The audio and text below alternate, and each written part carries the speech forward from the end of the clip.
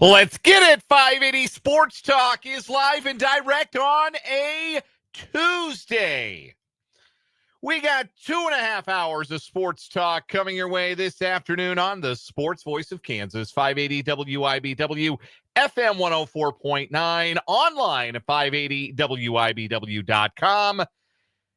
And on our video stream, catch us on YouTube. Our channel is 580 Sports Talk. You can watch us on Facebook at WIBW News. However you're tuning in on this Tuesday afternoon, thanks so much for being a part of 580 Sports Talk today. Excited to have you along again for the next 2.5 hours as we'll once again break away early at 5:30 for Royals baseball. My name's Dan Lucero. Spencer Dupuis will be along in a bit. Brendan Wrzinski is off today. Royals baseball, bottom of the 5 o'clock hour, ahead of game 2 of their series in Boston against the scalding hot Red Sox, who won their 6th in a row, winning the opener over the Royals 8-5 last night. Game 2 of the series tonight, 6:10 first pitch, just like last night. So we'll be done at 5:30 today. So with a half hour less than we're used to, we've got a lot to get to. We'll cram it all into 2.5 hours today here on 580 Sports Talk. And speaking of the Royals, we will talk about last night's loss. Two things. Bailey faltered. See what I did there? Yeah, it wasn't a great first impression for the new Royals southpaw starter, Bailey Falter, who gave up 5 runs in the first inning and 7 over 5 frames in that Royals loss last night. We'll talk a little bit about Falter's outing because I thought he was a little maybe jittery early and a little unlucky late. But in the middle, there was a really bad slider that Jarren Duran hit a really long way. And the slider is what I want to talk about in particular when it comes to Falter. The thing I was fascinated to see in his first outing was how was he going to be different than he had been in his previous starts this year with Pittsburgh. And he was rather noticeably different in terms of his pitch arsenal, but in a way that I wouldn't have expected. And a way that I don't know that was maybe the best way last night. But we'll talk about that. And we'll talk about the real reason. I shouldn't say the real reason the Royals lost. I think it's hard to win a game where you go behind 5-0 in the first inning. But the Sabres were rattling in the 8th. And the tying run was at the plate in the person of Bobby Witt Jr. And Nick Lofton ran through a stop sign. And it is of a piece of maybe the most frustrating thing about watching this Royals team throughout the season. They are about as bad on the bases as any team in baseball. And last night's boneheadedness from Nick Lofton, yet another example. It was bad all the way around. And look, he ran through a stop sign, yes, but Vance Wilson's going to have a part in this too. So we're going to talk about what that was in the 8th inning last night. We'll look ahead to tonight's game where another new Royals pitcher makes his club debut. Ryan Bergert on the mound tonight. He better go strong because his opposite number is one of the best pitchers in the American League, all-star lefty Garrett Crochet. Tough matchup for the boys in blue tonight. Lots of Chiefs talk on the program today. This is a happy coincidence. Our countdown to Chiefs kickoff player spoke to the media earlier today and was really interesting to listen to. It is 31 days until the Chiefs kick off. You know, we've been doing the corresponding Chiefs player on the roster with every day as we've counted down. And number 31 for the Chiefs is the 5th round pick out of Oregon, Jeffrey Bassa. And he spoke to the media after today's practice in St. Joe. And he's a really interesting, and you can tell, really sharp guy. So we're going to play you Jeffrey Bassa. I mean, you could listen to me talk about him, but wouldn't you rather listen to Jeffrey Bassa talk about Jeffrey Bassa? I kind of figured you might. So we'll play a good portion of his remarks from earlier today in St. Joe. We'll also hear from Matt Nagy as well. He had some interesting things to say about some offensive players vying for a spot on the 53-man roster. And today's as good a day as any to check in, as we are just a handful of days out of the first preseason game, on which players feel like locks and how many roster spots are still really up for grabs for the Chiefs at this stage in training camp. So, going to talk about that. We're going to hear from Jeffrey Bassa and Matt Nagy. We're also going to talk some Big 12 football on today's show. Top of the 4 o'clock hour. which games on the non-conference schedule, or let's just call it the first 3 to 4 weeks of the schedule for the Big 12 conference, are the most important? Because they're not all non-conference games. Obviously, K-State and Iowa State open things up against each other in Dublin the first Saturday of the college football season. But which games are the most important ones for the Big 12 for the sake of visibility and credibility for a league that needs to capitalize on the former and build the latter? What are the most important Big 12 games of the early portion? I'm going to rank my top 5 most important games of the start of the Big 12 season, and we'll get into that later on. 2 great guests today, bottom of the 4 o'clock hour. Michael Swain of Fog.net, part of the 24/7 Sports Network for Jayhawk Weekly. Michael's been at practice every day. He's been allowed to be at practice for the Jayhawks as fall camp rolls along. We'll get his latest thoughts on what he's seeing on a day-to-day basis and everything else going on with regards to the Jayhawks as well. Michael Swain, bottom of the 4 o'clock hour for Jayhawk Weekly. And once again, at 5:15 today, it's another training camp report with the voice of the Chiefs, Mitch Holthus, joining us, a courtesy of Hy-Vee and Azura Credit Union. Mitch wanted to leave it a mystery as to who we were going to talk about today and hear from today on the training camp report. So I'm going to honor that. I know the answer. He told you it was an offensive player at the end of our conversation yesterday. He said it was going to be an offensive player. We've already heard from Mahomes and Kelsey, so it's not one of them. Who's it going to be today? Take a guess. I'm sworn to secrecy. I'm not sworn to secrecy. I'm just going to keep it a secret for fun. That's coming up at 5:15. Plus, your typical Tuesday shenanigans on the program. We'll do our 580 Sports Talk headlines. Those will be, of course, very short. We got Random Question Tuesday, what is wrong with you, and all that good stuff. Plus, your thoughts, your comments, your concerns, your questions on the text line, 785-272-9429. And in the YouTube chat, hit us up in the YouTube chat. If you are watching the program on our YouTube stream, 580 Sports Talk is the name of the channel. And you can interact with us in the live chat. Go subscribe to the channel, by the way, if you have not already. We're at 775, which means we're now 25 subscribers short of myself and Brendan Brzezinski arm wrestling live on camera during the show for your amusement. Getting close. I'm going to have to start, getting some extra bicep curls in because we're adding on a day-to-day basis. But subscribe to the YouTube channel if you have not already. 580 Sports Talk. And hop on into the live chat and interact with your fellow listeners as we go along throughout the show today. Who we got in today? Ryan's in. Ryan was first in today. Christopher's in as well. Vance and Mark H. and Paul as well. Appreciate hearing from all of you folks and look forward to hearing from more of you in the YouTube comments. I will say we've gotten some guesses in for who the chief is we're going to hear from today. Texter from the 913 submitted 2 guesses, and both of them are wrong. And we have a guess in from Mark in the YouTube comments, and Mark's guess is wrong. So, again, I'm going to tell you it's not Rashee Rice, and it's not Isaiah Pacheco. So, keep those guesses coming. Anywho, let's get into the show today. Let's talk about that Royals game last night. I'll start with Bailey Falter. You never get a second chance to make a first impression, right? And that wasn't a very good one last night for the Southpaw. At least he's wearing a real pitcher's number. I don't think I'm weird about this. I'm a traditionalist about this. Oh, I know. You're stunned on the other side of the radio.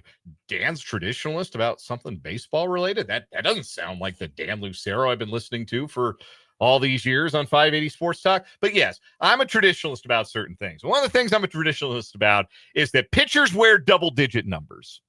Okay? I don't want a pitcher out there wearing number 4 or number 7, Blake Snell. I don't want a pitcher out there wearing number 6 like Bailey Falter was in Pittsburgh to start this season. Pitchers should be wearing double-digit jersey numbers. That's just how I feel.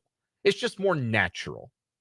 Anyway, Bailey Falter's got a real pitcher's number now because Jonathan Indy was wearing number 6. So Falter wore 36 for his Royals debut last night, and then he got 86th after 5 difficult innings last night. I got to be careful with that one these days, apparently. I got to confirm, apparently, that I am not saying that Bailey Falter is dead or should be killed when I say that he was 86. I just got to cover all my bases. But, he got 86 from the game after 5 innings, giving up 7 runs, gave up 5 in the first. The command wasn't real good early. Later in the game, a bit of bad luck. I thought he made a good pitch to Rafaela in the third. That was a 2-strike base hit that snuck past a diving Jonathan India that scored the 6th run of the game. I thought a couple of times he got beat on decent pitches, which happens. Sometimes big league hitters beat you on decent pitches. I thought his fastball location wasn't great early, but I could at least see what he was trying to do, get it in on hitters. He's got that sinker that he throws, a little downward action, try to get some ground balls. And hitters were beating him to it because there's not a ton of velocity on the fastball. It's sitting about 92 on the fastball and the sinker last night. And if you're on it and you can get to it early and get the arms extended out in front of it, you can do a little damage. And the Red Sox did that to Falter.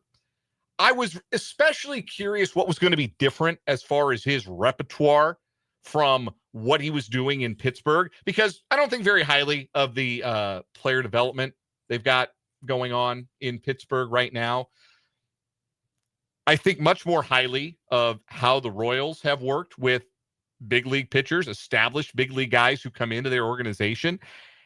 I think back to last year and how Michael Lorenzen, mid-season, acquired at the trade deadline, changed his pitching mix, changed up how often he was throwing certain pitches or how often he was throwing pitches to certain handed hitters, and had a really good run of results before he got hurt at the end of August. So I was wondering what was going to be the big change, if there was one, for Bailey Falter in his first start as a Royal. And the big change was he threw his slider a ton.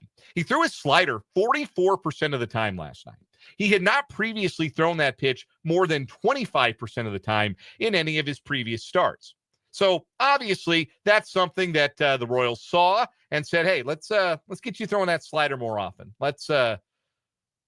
We want to see you throw that pitch. We want to see you throw it more often to right-handers, which he did. Typically, you're a left-hander. You're not throwing your slider real often to same-hand hitters unless you can really locate it. You can back foot it like Randy Johnson used to be able to do. And there's a reason Randy Johnson was Randy Johnson, because he could do it whenever he wanted.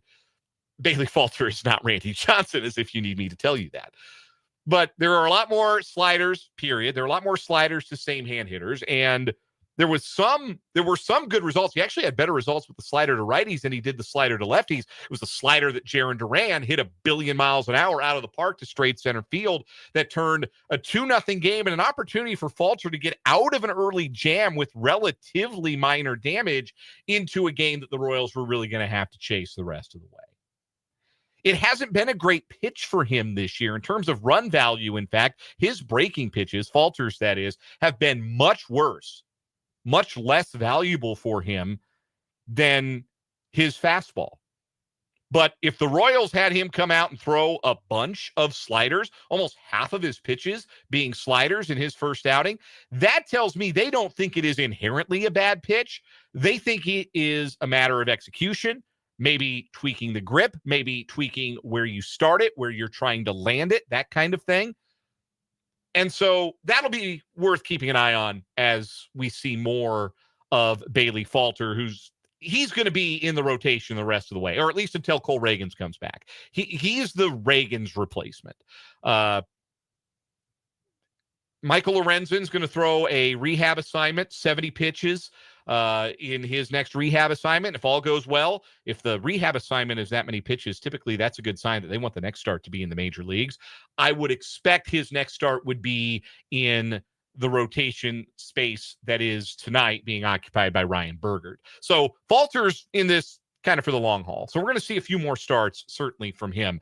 And we'll keep an eye on that slider. And, hopefully he doesn't hang it to any more left-handed hitters. The thing I thought was killer last night was the base running mistake in the 8th. And I would call Nick Lofton getting thrown out by roughly a nautical mile at home for the third out in the 8th inning, down by 3, with the go-ahead run, your 3-hole hitter who had already homered in the inning about to come to the plate against the third Red Sox pitcher of the inning, I would call that the worst send of the season by Vance Wilson, who is, well, not exactly beloved among Royals fans for his work in the third base coaching box. Except Vance Wilson didn't send Nick Loftin. Matt Cotrero said as much after the game, said Loftin ran through a stop sign.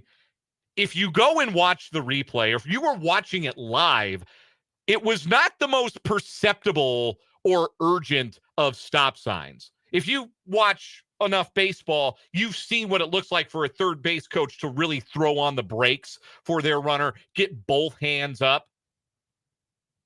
For Vance Wilson, it was just a point. He's just pointing to the third base bag. And sometimes that is sufficient, honestly. If the base runners got any awareness of the situation, and Nick Loftin did not. And I want to be clear. I think that Vance Wilson could have signaled maybe a little bit more clearly, but this is 100% on Nick Loftin last night. I'm not throwing Vance Wilson as much under the bus as I am going to do with Loftin. In a situation like that, it's a line drive. The right fielder's playing shallow. The right fielder, Wilyer Abreu, who, by the way, has a really good arm. That's a Gold Glove caliber outfielder in Wilyer Abreu. That's not the guy you run on, and that's not the situation that you run in. That's not the spot where, we're going to make him make a play. We're going to make him make a throw. You were down by 3 with 4 outs left to play with, and the middle of your order is coming to the plate. That is the spot to shut it down. And Vance Wilson knew that. Vance Wilson's signal was station to station.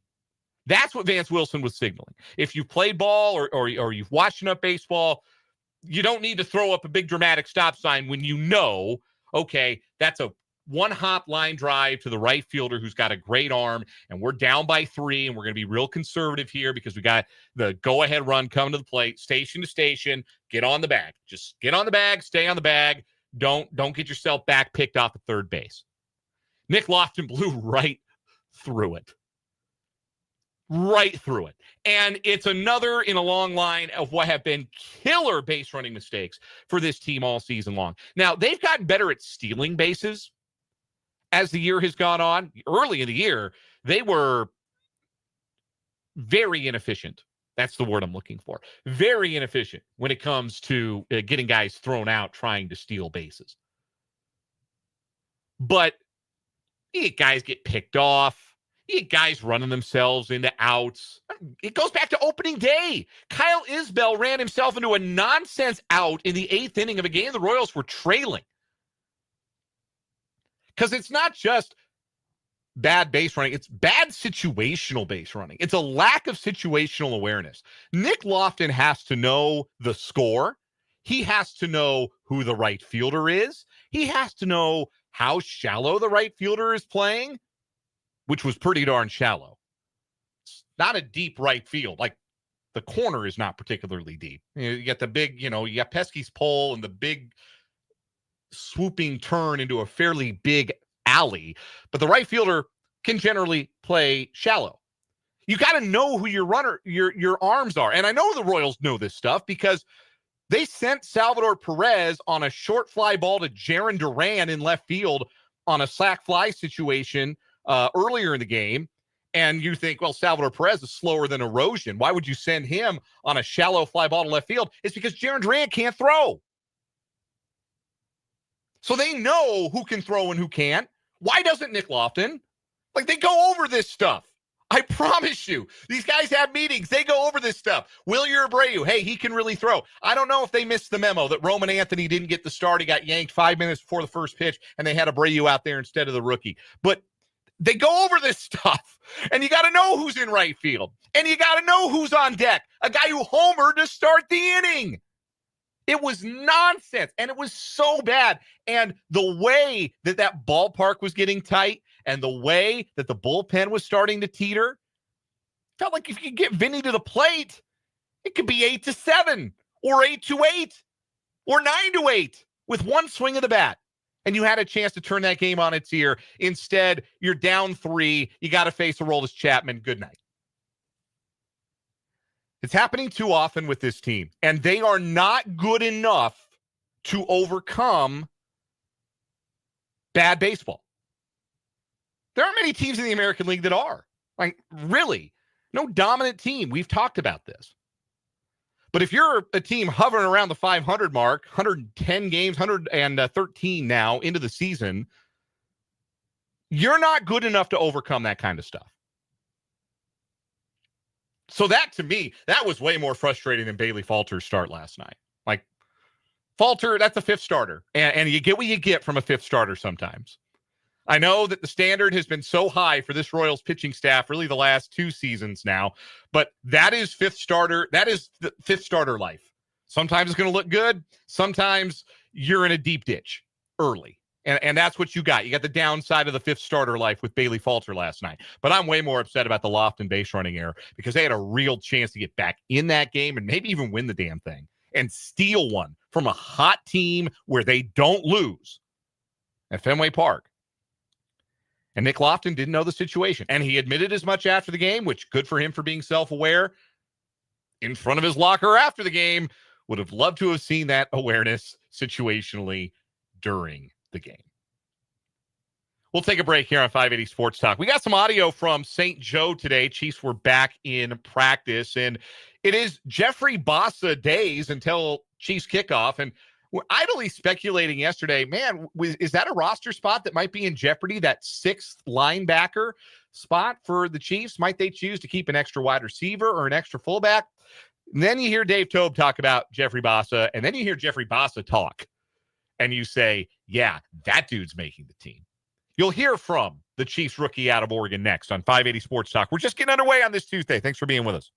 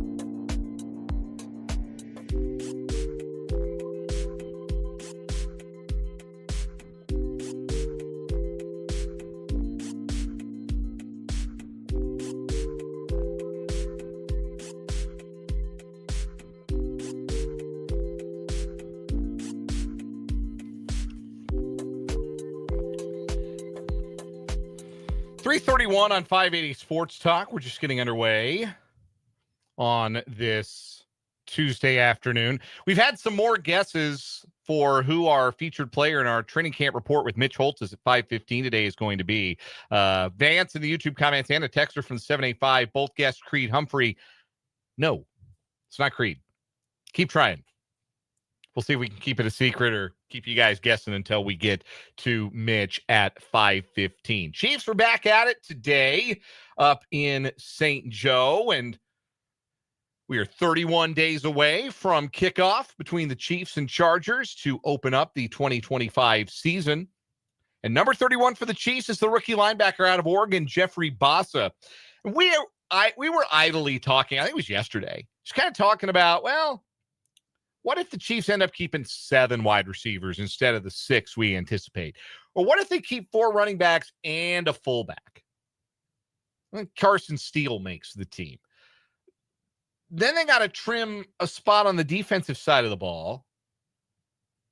Linebacker feels pretty set. You've got the starters, Bolton, Tranquil, Chanel, Cam Jones, and Jack Cochran are trusted veterans who've been around and trusted by Dave Tobe on special teams. Hard to see one of them getting cut.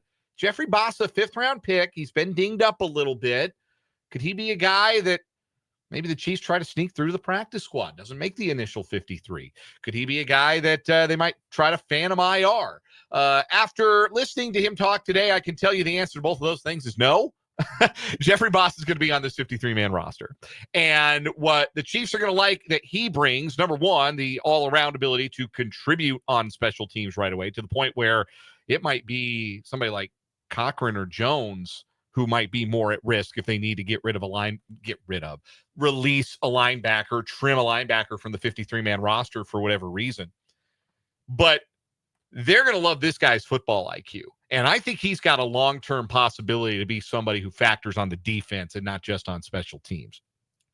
Bassa spoke to the media earlier today, and you could listen to me talk about him if you really want to, but why not just listen to Jeffrey Bassa on Jeffrey Bassa? Here's what the kid had to say. He's a very impressive young man. Earlier in camp, we asked Dave Tobe who was standing on the special teams, and he brought up your name. I guess, how's that going on your end, and what does it mean to you or something like that? Yeah, it means a lot for Coach Tobe to come up here and say that about me.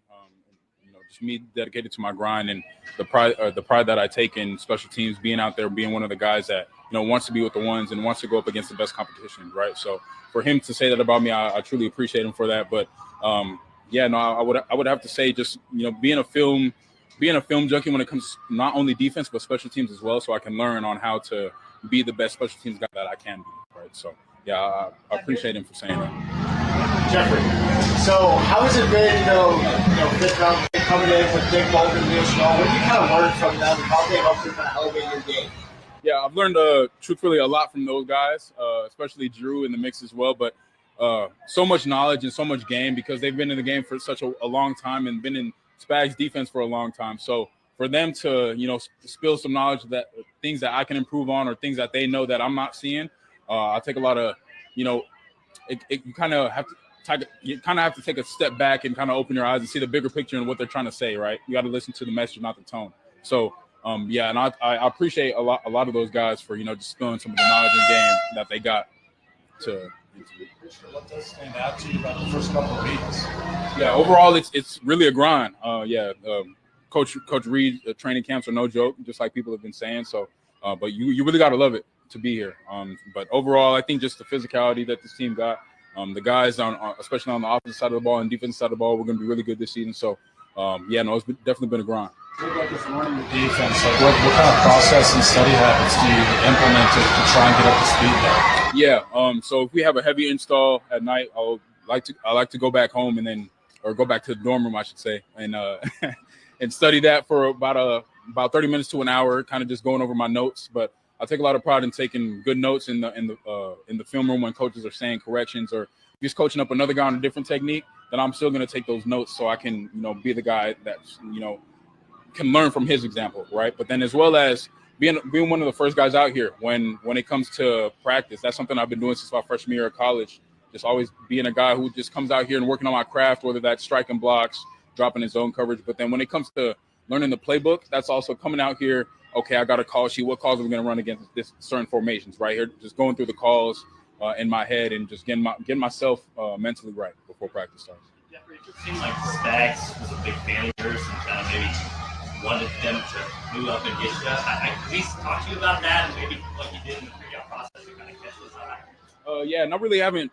talked too much about that when it came to like moving up to get me. But when a team does move up to get you, it means that they, you're higher on their board, or they got a lot of confidence in you and what you could do for their team. So right when I seen that they traded the pick, it means a lot because you're trading either future picks or you're trading picks within that current draft. So but no, I really haven't got to him on that. So. Now that you've had some time in defense and everything, how do you feel like that what Spags asks of the linebacker really fits your skill set and kind of resonates with what you are best at? Yeah, first off, it's going to start with communication. You got to be a communicating linebacker in this defense, and that's something I truthfully like. One of the main things that I take a lot of pride in is being a communicator. Even in my college tape or my college coaches will say that, he's always a communicator. He knows what's going on. He knows what the offense is going to do, right? So now I have to get to the point where I can get enough confidence in the defense. Okay, now let me start learning the offense a little bit and call out what they're going to do, right? But then communication, but then also being a versatile linebacker. You got to be able to cover and run in this defense and this league, but then you also got to be able to stop the run. So I take a lot of pride in being physical, but then also being a linebacker that you can maybe on third down you can match me up, or you can match me up on a star tight end, or you can have me blitz, and rush the quarterback, right? Or you can have me be a quarterback spy, right? But and using my versatility, I like to call myself like a Swiss Army knife in a sense of the way.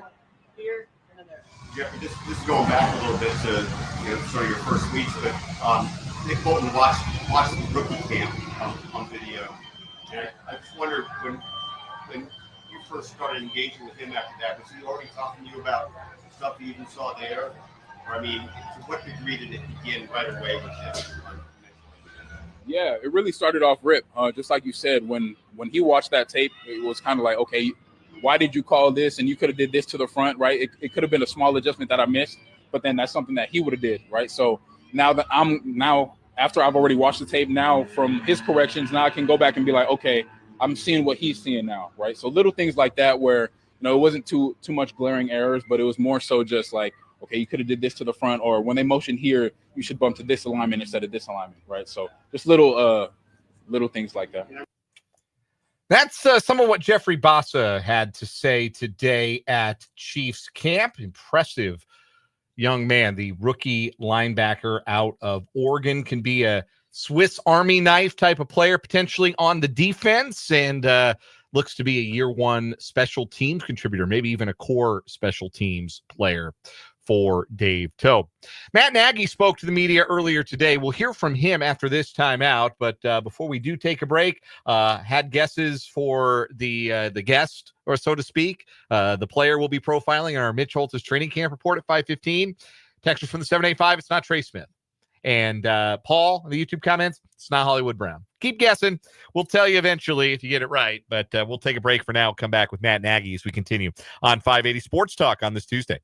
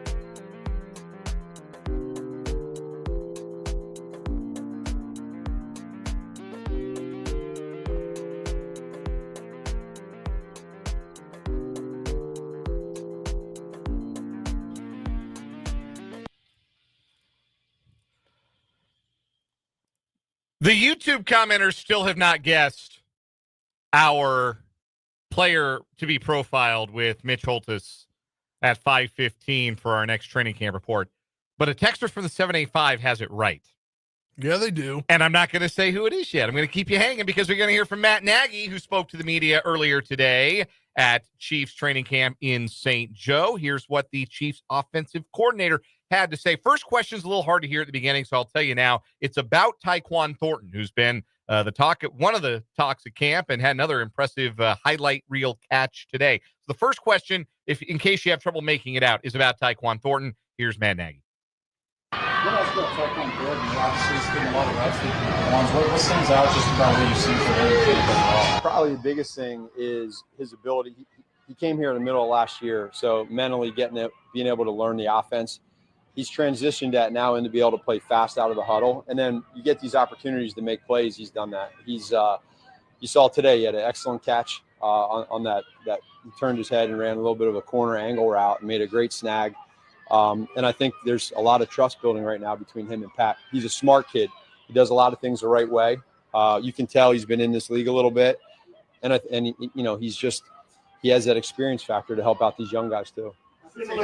Similar with Tanyan. I mean, he's been here a while and experienced guy. And how much did it help? He was already here. I think a lot. Very similar is a great example for him. I remember when Bobby was in Green Bay, watching him do some things in Green Bay, and he's an excellent tight end. He does a lot of good things, and so there's a little bit of that savviness that these guys have. They understand what they're doing. Again, Juju's phenomenal at all that stuff. So Bob's done a great job at the tight end spot. Working closely with Pat, how excited do you find that he is for this year, just considering maybe boosted protection and receivers hopefully being healthy? He's really excited. He's motivated in the right way. That's just how he is. It's who he is. But he doesn't want to, we spend a lot of time in OTAs going back to the basics on a lot of stuff. We're graduating now to with these wide receivers, working on that timing. And I think you're seeing a trust element with him, with several guys. And then you'll get to see some of that too with these guys in the preseason. We'll get some people that stand out, get to show what they can do. But, every year we probably say the same thing with Pat, but he creates an own edge for him. He wants to be great. He wants to be the best, and he wants to be coached hard. So that's what we try to do. Not to say he's not always impressive, but you sense he hit his stride today? It seemed like he was working different arm angles, downfield, intermediate, that type of thing. I really felt like today was one of our, as a group, and in particular with Pat, one of our better days with those type of throws. Some downfield stuff where the timing element, it wasn't one of those deals where you're scrambling, throwing the ball away and catching a ball off timing. These were all on timing throws and great catches. So I was really pleased with that.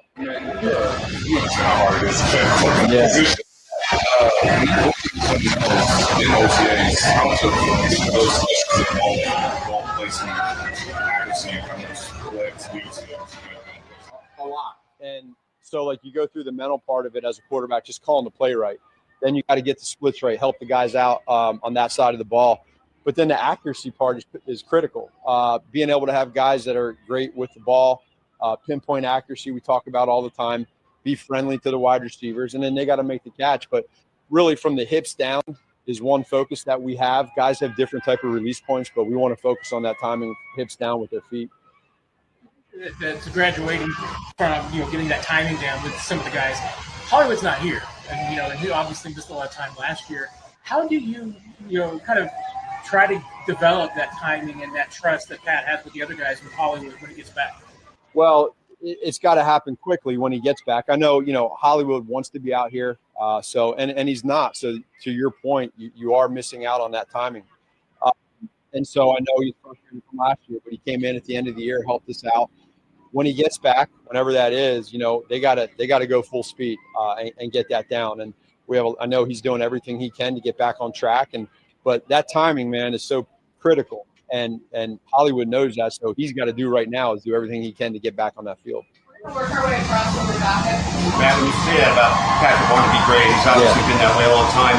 How much do you see that translated into just the burn to win versus necessarily the statistics? They're not unrelated, but do you feel like when you say that, that's what you mean, the burn to win? Yeah, that burn to win is at the highest level of probably any player in the NFL. It's just he's built different that way, and I think when you have that, it goes on to these other players on the team, offense, defense, special teams, to us as coaches. You have that. You want to make sure you're doing everything possible. And then, he's a competitor. So every game's going to be close. When you have him on your side, he's going to give you a great chance. And that's where he's at. So when we lost that Super Bowl, it was the very next day he's ready to go. And we just know that it's a great high standard that we all have. And Coach Reed's at the top of that. So it's been good.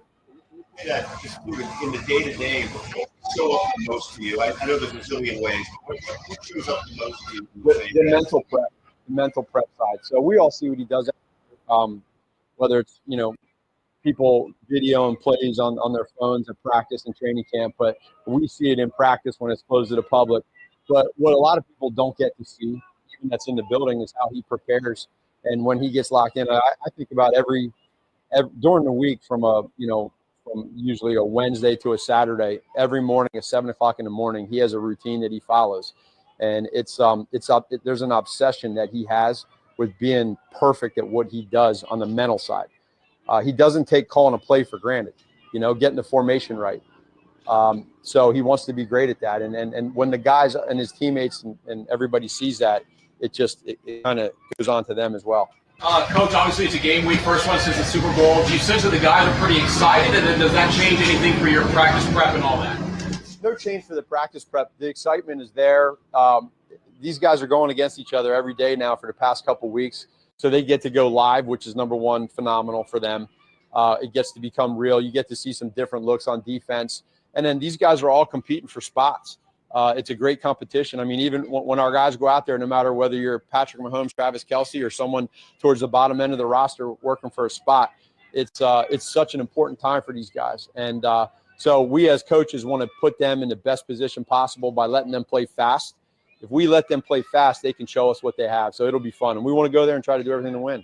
Speaking of the competition, you guys have two veterans at right tackle right now, Jalen and Juwan. Yeah. I guess, A, how are they handling it? B, how would you evaluate how it's going? Handling it great. Both true pros. I like what they're doing on tape. Again, Juwan's been here now for a few years, so the mental side of just hearing the cadences and kind of knowing the scheme is great. I love where he's at mentally right now, and he's a competitor. These guys like to compete. It's what they know all their life. And so for both of them to be able to be out there and just compete, I think they're handling it great. So I love where they're at. All right, thank you. That was Matt Nagy from earlier today after the Chiefs practiced at training camp in St. Joe. I love that answer about Mahomes. It was one of the 2 or 3 last questions he was answered. It's beyond the physical. What Mahomes wants to be great at is every last detail of being a quarterback. He doesn't take getting the play out right, getting the formation correct, getting everybody lined up properly. He wants to be great at everything. He has to be great at everything. And that kind of attention to detail, that's every bit as important as the physical stuff. And we know the physical stuff. It's been on display since the first time he put on a Chiefs uniform. We saw him in the preseason. But it's the mental aspect of it that has enabled him to be as great as he is. And that was an interesting, revealing answer there from Matt Nagy. We'll take a break here on 580 Sports Talk. Come back, wrap up the 3 o'clock hour after this.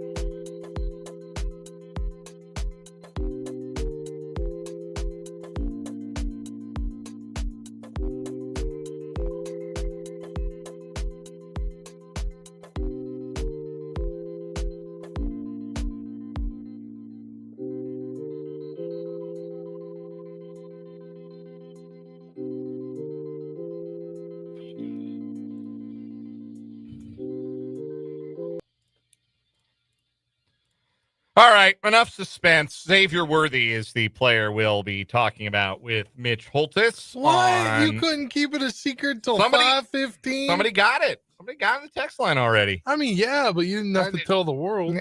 I felt like I did. I didn't tell the world. I just told our listeners. That's the world. As far, yeah, it is our corner of the world for 2.5 hours today. We're off at 5:30 for more Royals baseball.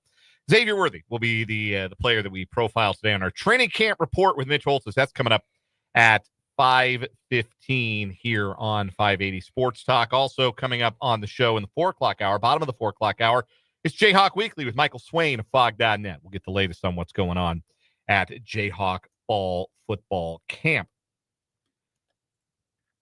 Jeffrey Bassa is going to make the team. I've had him on my list of locks. I started with 44 locks. Now we're up to 48 locks for the Chiefs 53-man roster because Matt Araiza won the punting contest. I didn't have him as a lock, but obviously he's the only punter in camp. He's going to make the team. There are 48 guys that it looks like are going to make the team for sure. There are 2 spots for running backs. There are 2 spots for tight ends if the Chiefs keep 2 of each. That would get you to 52. And then there's 1 other spot. Maybe that's a 7th wide receiver.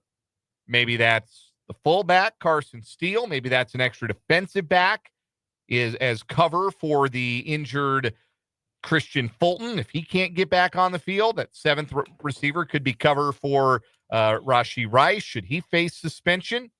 But, yeah, they're going to keep 6 linebackers, I would imagine. I don't know that they're going to keep a fullback and a 7th wide receiver. I don't know that we're going to necessarily see that unless there is a suspension for Rashee Rice and they need an extra wide receiver just to have their requisite group of guys. Which could happen sooner rather than later. It looks like a receiver for the Vikings has gotten his suspension. Yeah, Jordan Addison got suspended 3 games for violating the substance abuse policy because his infraction was a DUI. Yeah. Rashee Rice, of course, was not under the influence. He's just driving like a moron.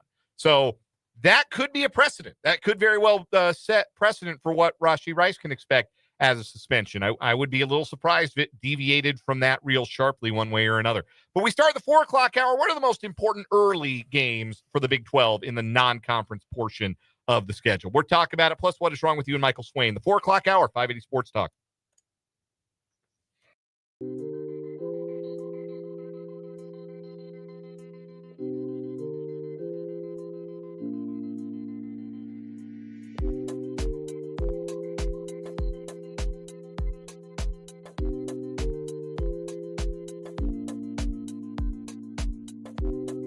This is the voice of Kansas.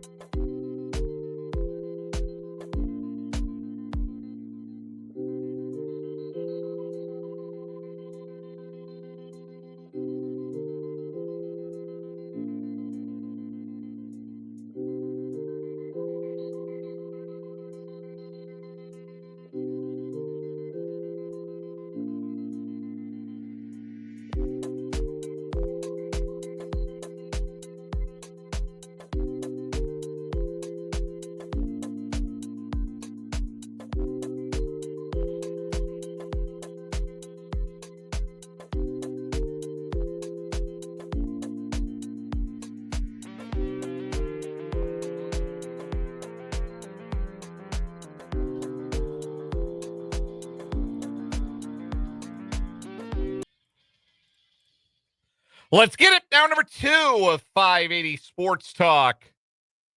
On this Tuesday afternoon, we're with you until 5:30 before Royals baseball today here on the Sports Voice of Kansas, 580 WIBW FM 104.9, online at 580WIBW.com, and in living color on our YouTube channel, 580 Sports Talk, and our Facebook page, WIBW News. Dan Lucero, Spencer Dupuis with you. We're here till 5:30, as I mentioned. Royals and Red Sox, game 2 of the 3-game series at the Fens tonight. Ryan Bergert for the Royals, Garrett Crochet for the Red Sox. On paper, this is a tough draw for the boys in blue. But this is where I bring up that the Royals are 2-0 against Tarek Skubal this year. Skubal started against the Royals twice, best pitcher in baseball, and the Royals have won both of those games. Did they do anything against Tarek Skubal? Sure didn't. But they won both of those games. So you never know. That's why they play them. Tonight, 5:30, pregame coverage on the Royals Baseball Network here on 580 WIBW, FM 104.9. And, of course, the first pitch from Fenway Park coming up at 6:10. Do you remember Royals great Jonathan Heasley? Heasley. I remember, yes. He got traded to the Orioles. Okay. He's now back. He signed a minor league deal. With the Royals? Yes.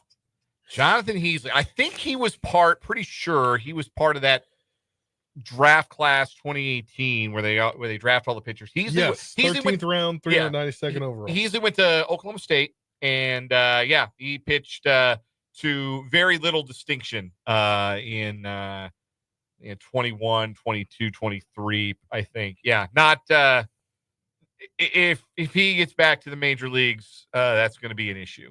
I think. Yeah, he has a 5.89 career ERA. Had not pitched professionally this year. At least, No, he was signed a minor league deal with the White Sox, but was cut right at the end of spring training. He was with the Orioles last year, though. He pitched in July. Yeah. And then it was DFA. Had not pitched professionally this year. Anyway, sure, Jonathan Heasley minute, I guess, here on 580 Sports Talk. 5:30 pregame, 6:10 first pitch for the Royals tonight. I just know you know a bunch of guys, so I wanted to see if you knew this guy. I was testing you. I see. Trust and believe. If they have played for the Royals from September 2016 to now, I know them. Mabris Valoria, yup. Nick Dini, absolutely. Chesler Cuthbert, yup. Kelvin Gutierrez, used him on the Immaculate Grid many times. I watched Justin Grimm pitch. I was there. My soul saw those rivers. Thankfully, things are much better than the Blaine Boyer era of the Royals bullpen. Thankfully, they got better guys that they're rolling out there now. The Royals are later tonight in this hour, 580 Sports Talk. Well, what is wrong with you? 2 new stories on what is wrong with you. We'll also have Jayhawk Weekly, Michael Swain from fog.net, part of the 24/7 Sports Network, and we'll get Michael's thoughts on what all is happening at Jayhawk football camp. He's there every day, grinding, observing, taking notes, jotting them down.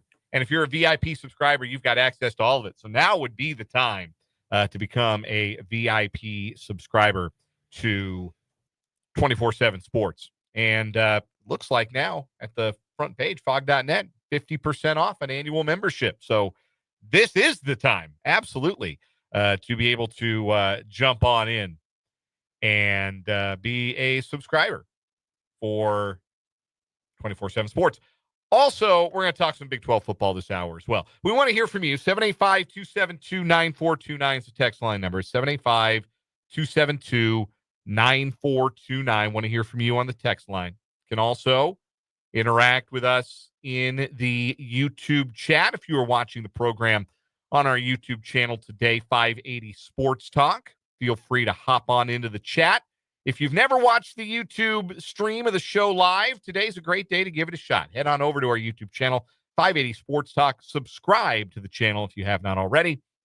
And join the fray and grow the 580 Sports Talk listener community. Interact with your fellow listeners and your hosts as we go along throughout the program. So we got 3 Saturdays until college football's back.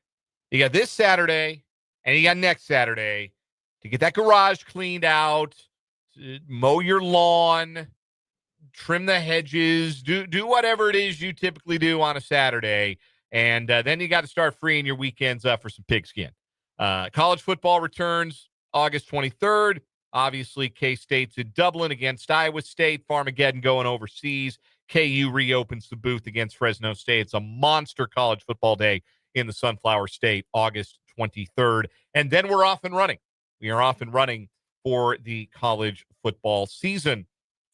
And I got to thinking, because one of the common themes from Big 12 Media Days last month, and really from the entire discourse surrounding Big 12 football, has been, how does the Big 12 grow its reputation? How does the Big 12 bolster its credibility to the point where multiple Big 12 teams can be in the playoff conversation at the end of the season, rather than where we ended up towards the end of last season? Now, obviously, Arizona State made the playoff and acquitted themselves nicely in that loss to Texas.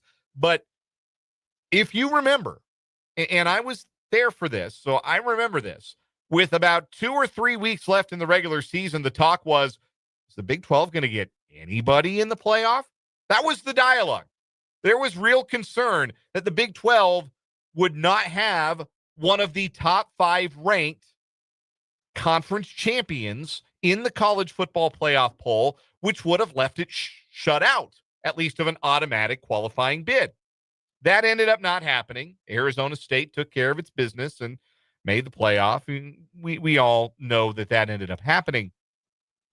But the goal for the Big 12 is obviously to be in a situation where not only does that not happen, but instead you have teams that are a part of the playoff conversation from week 1 all the way to the end of the year. Because the teams that entered last season that were thought of as your playoff contenders in the Big 12 didn't end up being that. Utah was a bust. Arizona State was obviously the surprise coming from the other end of the league, so nobody took them seriously until the end. It's the reason why there was not a preseason poll for Big 12 football this year. It's Brett Yormark and the conference deciding that we are going to let the play speak for itself, and the perception of our teams, whatever it is, we are not going to define it in-house. Now, I disagreed with that decision by Brett Yormark and still do, but I understand where he was coming from. Anyway, common theme in the conversations surrounding the Big 12 and throughout Big 12 Media Days, how does this league grow in stature? What does the Big 12 have to do to be taken a little bit more seriously? It's unfortunate, but it is true that the SEC and the Big Ten occupy their own space, that they are a Big Two, a Power Two, if you will, when it comes to the week-to-week, month-to-month, season-to-season dialogue surrounding college football. Where are the power programs? They are in those leagues. Where are the teams expected to play for and win national championships? They are in those 2 leagues. And there are exceptions, like, Clemson should be really good this year. Notre Dame obviously is an independent. But by and large, you go look at the top 10. It's the SEC. It's the Big Ten. You go look at lists of Heisman candidates. It's players from the SEC. It's players from the Big Ten. You go look at who is projected to win the national championship this year. It's teams from the SEC and it's teams from the Big Ten. The Big 12 doesn't have a league-wide reputation or programs with the historic reputations that programs in those 2 leagues have. So you are fighting an uphill battle if you were the Big 12. I wish it weren't this way. Everybody wants it to be a different way, but it is what it is. So the only way you can alter perception, the only way you can grow credibility, when I talked to Brock Osweiler of ESPN at Big 12 Media Days, he said this: go win the big games. Like, it's wonderful that Arizona State played Texas tough. That's great. Win the game. Beat SEC teams on the road if possible. Beat Big Ten teams. Do so with the whole country watching. In marquee games, you have to go and win them so that from Jump Street, the conversation about the Big 12 is, hey, look at that league. Look at the Big 12 winning big games, taking down some prominent SEC programs or prominent Big Ten programs. You've got the opportunity to do that in late August and early September. I looked at the first 4 weeks effectively of the college football schedule because that's where by and large you have the non-conference games. And I put together my list of the 5 most important games on the early Big 12 schedule for the sake of conference visibility and credibility. And there's only one of those games that is a conference game, and of course it's the first game. It's K-State, Iowa State. That is still the most important game on the Big 12 schedule because it is the first one. For all intents and purposes, the first college football game that anybody is going to watch for the 2025 season is those 2 teams. Those 2 would be Big 12 contenders. And though both teams and both coaching staffs are going to try to downplay the importance of this game as it relates to the rest of their season and say, it's only one game. You got the rest of the season to rebound from it. No matter what happens, we're not going to let it define our season. I believe those were Chris Kleiman's exact words to me at Big 12 Media Days. They weren't going to let that game define their season one way or another. It is going to be defining no matter what they say. The winner fires the first shot in that conference race and does so with a national TV audience watching. And first impressions in that way matter. Just ask the 2 teams that played in Ireland last year and what that season became for Georgia Tech, rather unexpectedly, and what that season became for Florida State, rather unexpectedly. This game matters a hell of a lot. And it matters not just in the sense of the Big 12 race or what this season becomes for the Wildcats and for the Cyclones, but if those 2 teams go out, Rocco Becht and Avery Johnson light it up and put on a show and define what Big 12 football is all about out there in Dublin, it's a major opening statement and a huge opportunity for the Big 12 to put their stamp on the 2025 college football conversation. So even though that's not a non-conference game, it is the most important game of what you would consider the non-conference Big 12 schedule. The second most important game, the following Friday, Baylor at home against Auburn. I have questions about Baylor. My big question about Baylor is they got hot at the end of last year, but they didn't really play anybody. They were playing teams in the back half of the Big 12 standings, and then in the last game of the year, they ran into a Kansas team that was out of gas. They still won those games and still put up impressive offensive numbers. This is not me saying that Baylor's a tomato can, but how good are they really? They've got a really tough early portion of their schedule. 3 of their first 4 games, they've got Auburn. They go to SMU, who was a playoff team last year, and then they open in conference against Arizona State. So Baylor has a real opportunity to prove that they belong in the national dialogue just in the first 4 games of their season. They play Auburn. I think they should beat Auburn at home. I think that's a game they ought to win. I think they're better than Auburn. I think they have a better quarterback than Auburn. You know who's quarterbacking Auburn, Spencer? Just curious. Give me a hint. Quarterback in Oklahoma last year. Oh, can't remember his name. Jackson Arnold. Yes, Jackson Arnold. I knew it was Jack something. Jackson Arnold is quarterbacking Auburn. So I've been playing that college football video game, and I haven't started Dynasty yet. I'm waiting till they're going to fine tune the game and all that. They do patches and what have you. So I've just been going from just random teams, playing games, checking out the stadiums, the traditions, all that stuff, having some fun with it. It's a great way to remind yourself, wait a minute, that guy's still playing college football? Or, oh, that's where that guy plays now? Remember the Ohio State quarterback that wore number 33? Yeah. He's at Cal now. Wow. Yeah, he plays for Cal. Anyhow, Jackson Arnold. I feel like that would be a great way to be like, before the season starts, just play a game as every team. You're like, oh, yeah, that guy went there. He transferred. Oh, that guy's not on the roster. Where is he? Oh, he's now on this team, as I find out 3 days later. A younger me would already have accomplished that. A younger, unmarried, childless me would have absolutely ripped through all 136 If games. I had a PS5, I would have done that. Times are different for me. Anyhow, Baylor Auburn, monster game, and a real chance for Baylor to come out, protect their home turf, show that the end of last season wasn't a fluke, and prove that they belong in that upper echelon of Big 12 contenders. Because I think they're better than Auburn, and I think they should beat them. Third most important game on the early Big 12 schedule. You want to talk about a big national audience. Monday night, September 1st, TCU on the road at North Carolina. Bill Belichick's debut in Chapel Hill. That is going to be a game with a lot of rubbernecking. I mean, that's also Labor Day night. So yes, that's a holiday Labor Day night, huge TV audience for this game. Monster TV audience. So last Monday before the NFL starts monopolizing Monday night. So it's going to be a big TV audience. A lot of people who are casual college football watchers are going to be checking this game out because of the curiosity element of Bill Belichick. I don't know what to make of that North Carolina team. TCU's a team that nobody's talking about their second half last year, but they were almost the equal of what Baylor did last year. They got hot in the second half of last season. Josh Hoover put up some big numbers. They got to replace some wide receivers, but TCU's a team that if they can go on the road and beat an ACC team and put it on Bill Belichick, changes the conversation around the Big 12 a little bit. So that to me is the third most important game in the early Big 12 schedule. Number 4 on my list, Friday night, August 29th. We are finally going to decide the 1990 national championship. Colorado and Georgia Tech famously split the national title that year. Colorado may have needed an extra down in a generous spot at the end of the game to beat Missouri at Faurot Field. May have. I don't know. I'm not a math expert. I don't know if they need a fifth down or not.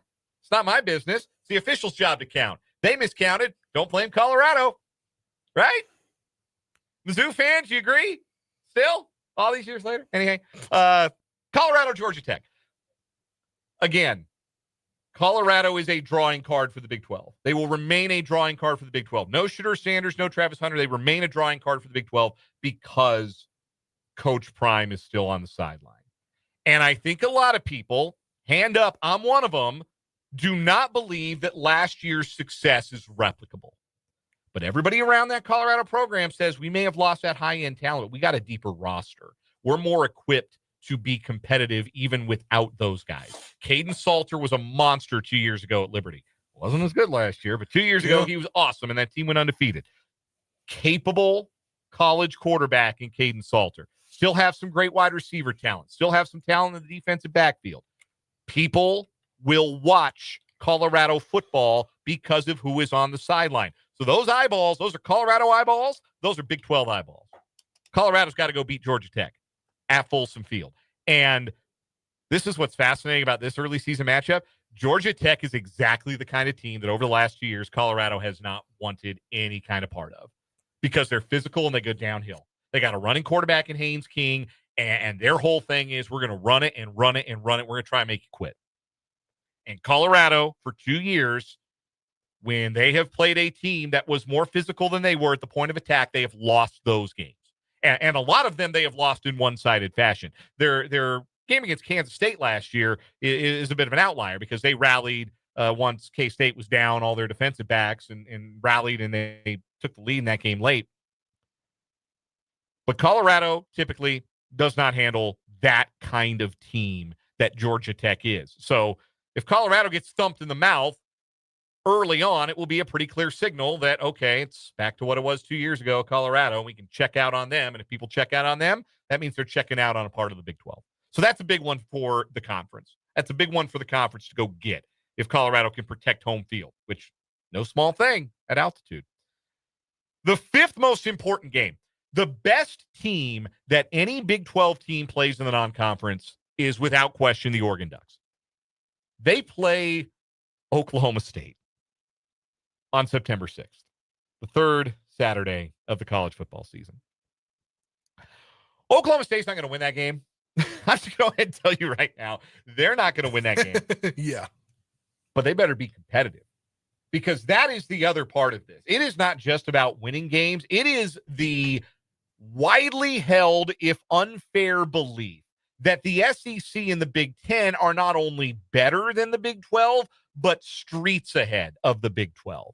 And look, yes, That's a team in Oregon that should be among the contenders in the Big Ten against an Oklahoma State team that, had there been a media poll, might have been picked to finish dead last. But if Mike Gundy can get his team full of transfers and his big old question mark at the quarterback spot to get up to Autzen Stadium and be competitive, I'm not asking the Cowboys to go win that game, but they better be competitive. Because if you look up and Oregon's putting it on the Pokes 41-3 in the third quarter, and Mike Gundy standing on the sideline just scratching that mullet of his over and over again, that would not look particularly good for the Big 12 Conference. So that game's important, not just from the sake of the result, but for competitiveness sake. Oklahoma State's got to go up and compete. They got to play tough at Autzen Stadium. Not an easy thing for anybody to do against a really good Oregon team, but Oklahoma State has to find a way. So those, to me, those are the most important games on the early portion of the Big 12 schedule.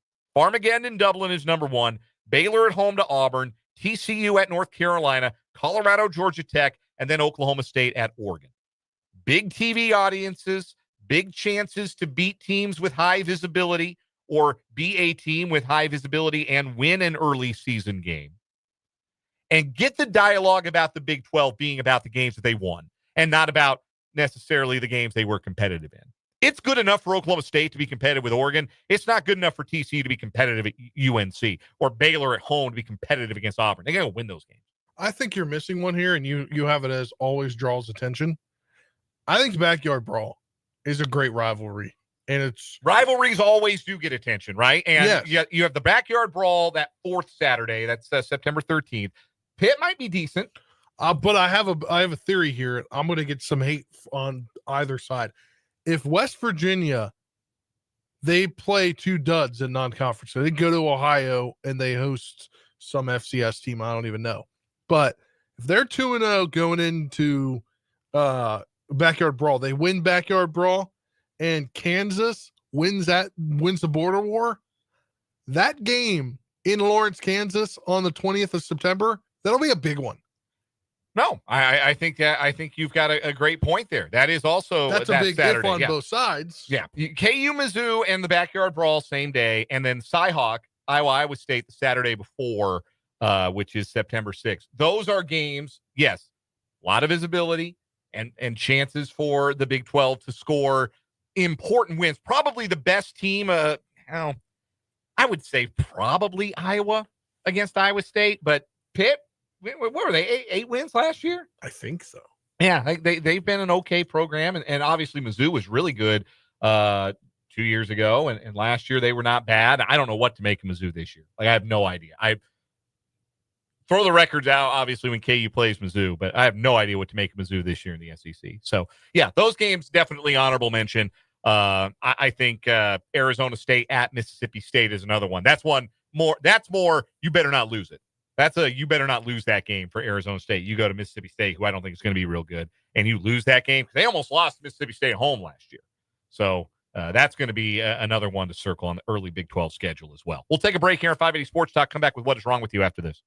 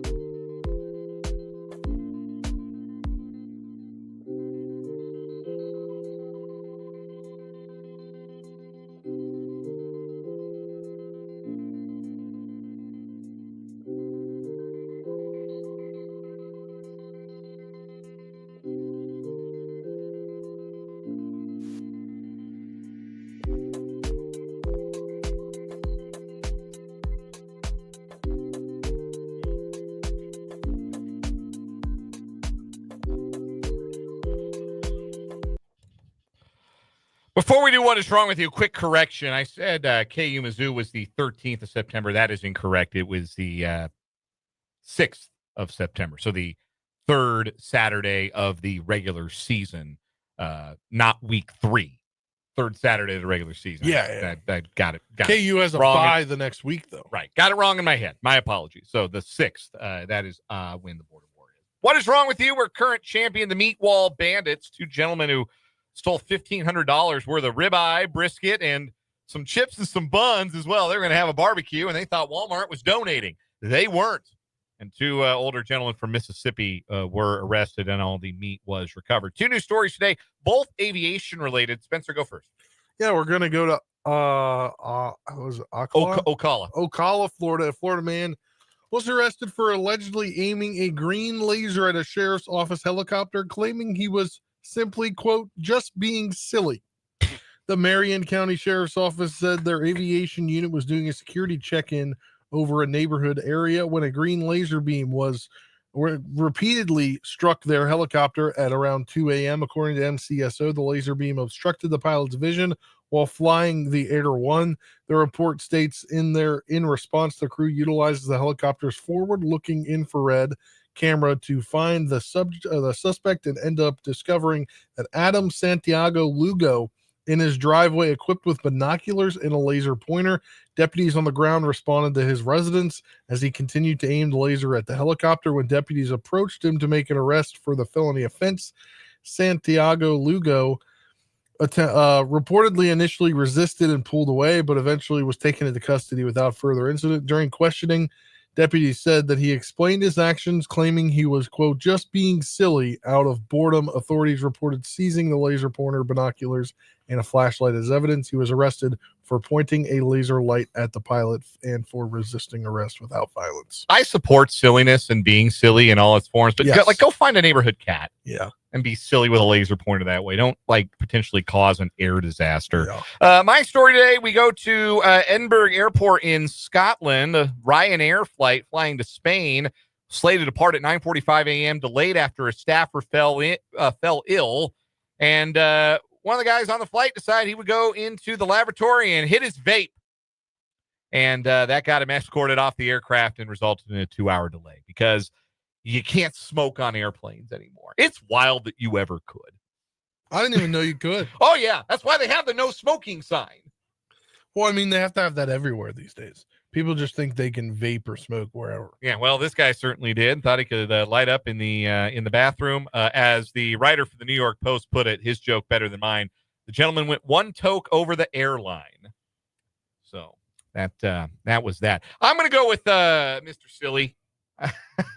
I do like Mr. Silly. It's what I call my son when he tries to shut the bathroom door behind him on me or my mom or my wife or his mom. That's what I call him. But yeah, we'll go with Mr. Silly today, but I don't think that beats our meat guys. Call your meat guy. The Meat Wall Bandits remain our champion on What Is Wrong With You. Michael Swain joins us next here for Jayhawk Weekly on 580 Sports Talk.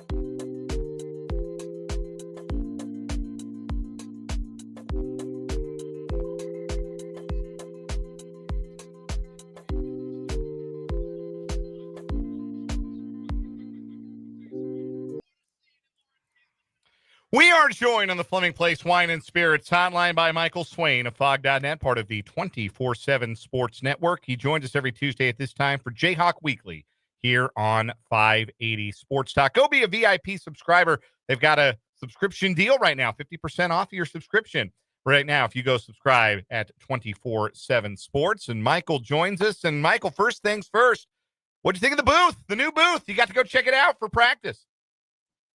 Yeah, I did. It was really cool, really, really cool. And it's so different, I think, just to see it.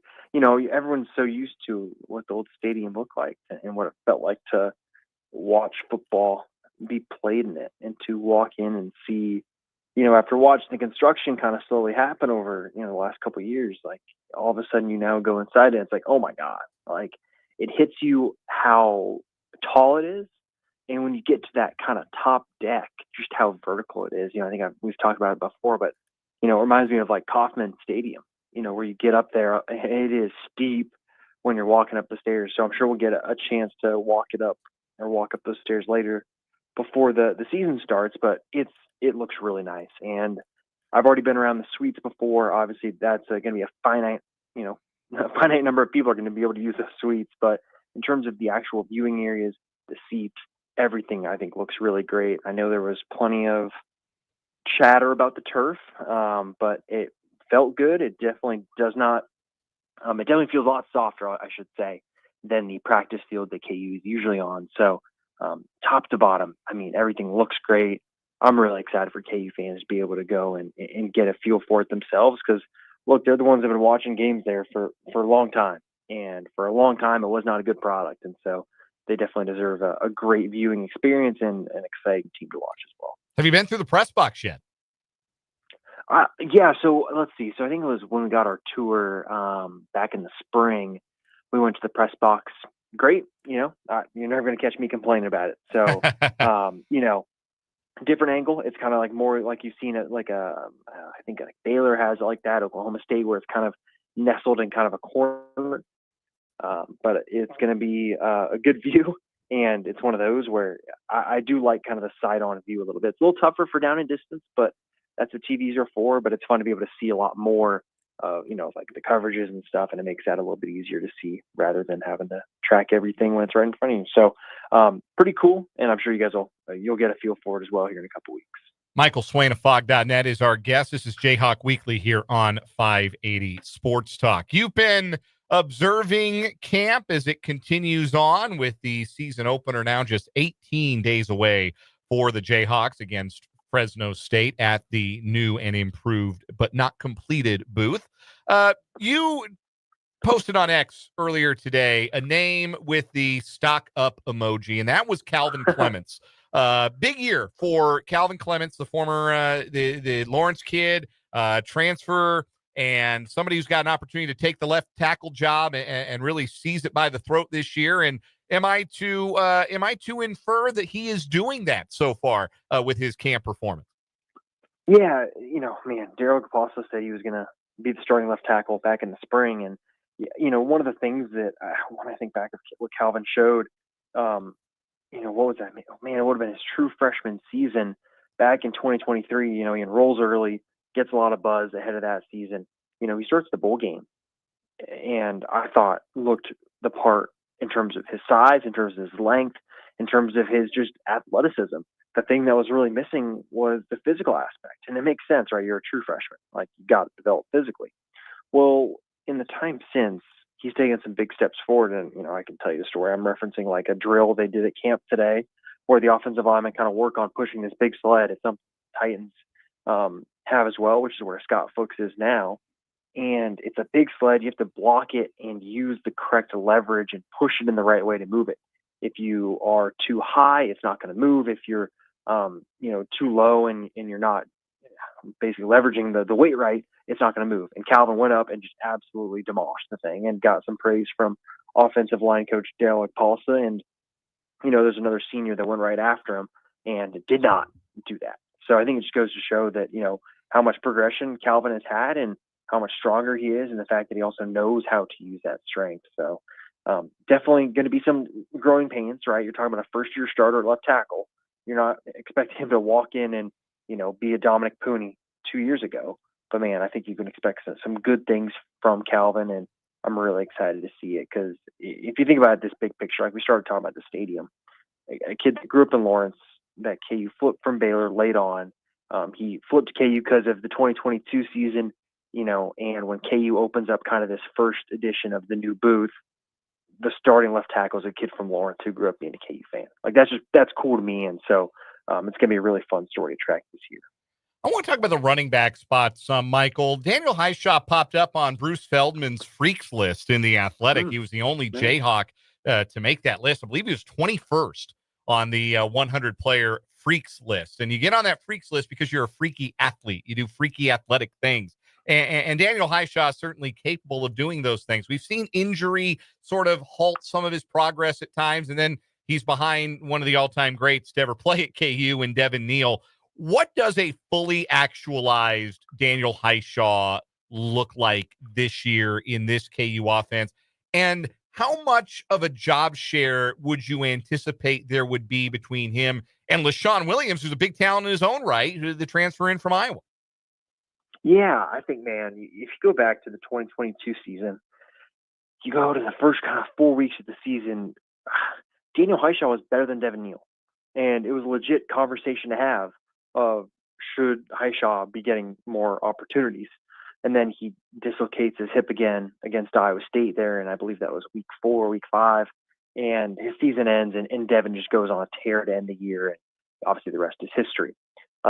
Man, if Daniel can stay healthy, I think you're looking at a player that can provide some of that same level of play. And look, everyone knows about his physicality, but he's someone that I think has, when healthy, some really quick short area bursts. Like he's not going to, be a guy that's like Alvin Kamara, like Devin was in certain situations where he's going to make 5 guys miss in a phone booth. But in terms of one cut and go, he can make a guy miss and turn it into 7 extra yards because he bounces off another guy and falls forward. So I think he's going to, if he can stay healthy, he's going to have a big year. And then LaShawn Williams, look, he's been better than people expected. He showed up in January, didn't play much football last year because he was hurt, had to kind of find his footing. And then in camp has been just as good as Daniel Highshaw's been. And so KU's got a really good 1-2 punch. Highshaw is going to start. That's not going to change. But I really am excited to see what can happen in this running back room post Devin Neal, because obviously Devin was so incredibly talented and just such a great leader and a great person to have at the front of your program. But Daniel Highshaw's story, going through dislocating the same hip twice, right? People don't come back from that. And to go through some of the other struggles he's had and be in the space he is right now is a really cool story. And then obviously LaShawn has his own journey, leading rusher at Iowa 2 years ago. Last year gets hurt. Caleb Johnson emerges, takes over. Obviously he's now in the NFL with the Steelers. But now LaShawn gets his chance to kind of refine that love for football. And that's something he talked about when we got to talk to him during camp. So it's a room that I'm excited for. I think it's got talent. I think it's got some really good stories inside of it. And so it's going to be a really interesting year for those running backs. We're talking to Michael Swain of Fog.net, part of the 24/7 Sports Network. This is Jayhawk Weekly on 580 Sports Talk. Michael joins us on the Fleming Place Wine and Spirits hotline every Tuesday at this time.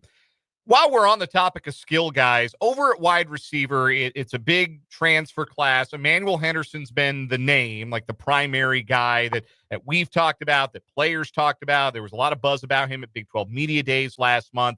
Outside of Henderson, has there been in your mind or visibly any separation with regards to any of the other wide receivers in that group to be sort of that other outside receiver or the number 2 option potentially, or maybe even the number 1 option outside of Henderson?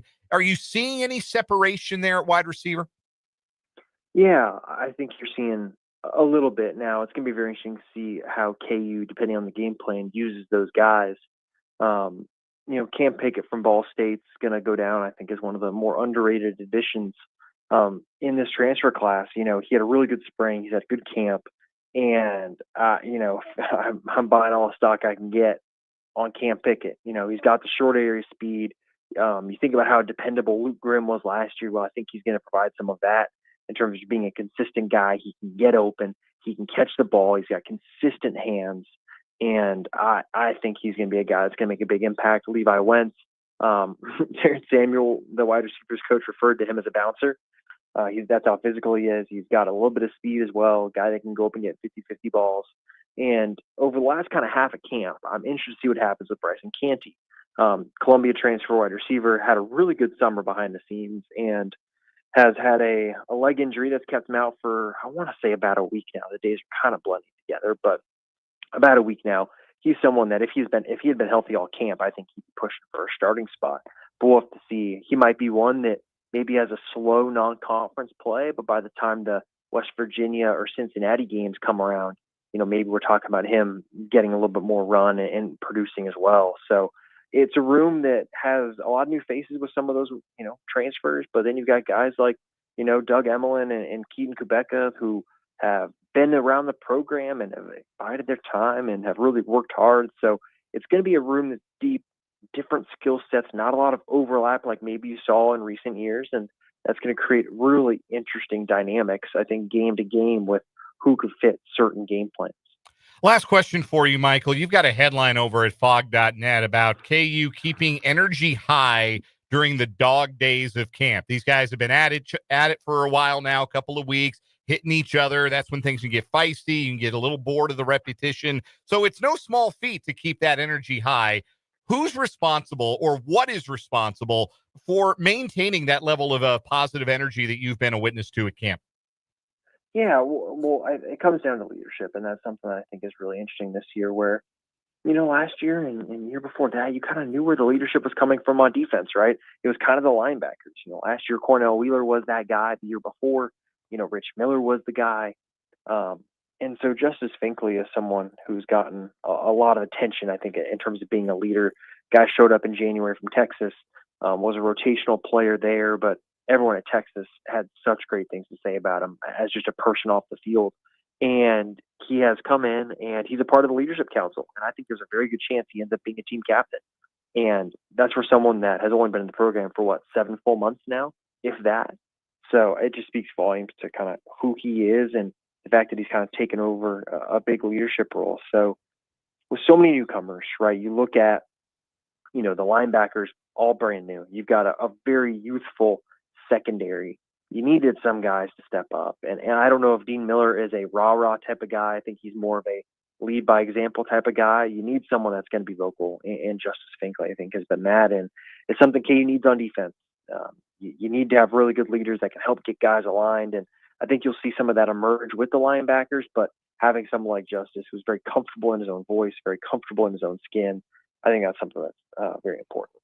Michael Swain covers the Kansas Jayhawks for fog.net, part of the 24/7 Sports Network. Now's a great time to go be a VIP subscriber at 24/7 Sports. They've got 50% off an annual VIP membership right this second if you go check that out at fog.net. Michael joined us every Tuesday on the Flowing Place Wine Spirits Hotline here on 580 Sports Talk. Always a pleasure, Michael. We'll do it again next week.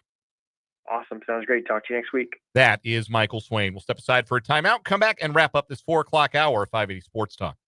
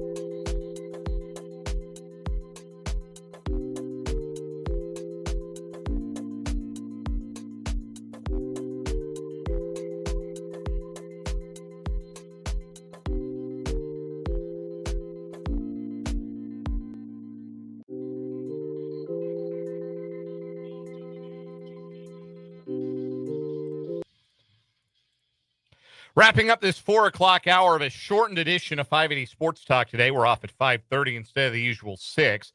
So let's do a quick random question Tuesday. Spencer, what phone or mobile game would you say you've spent the most time playing?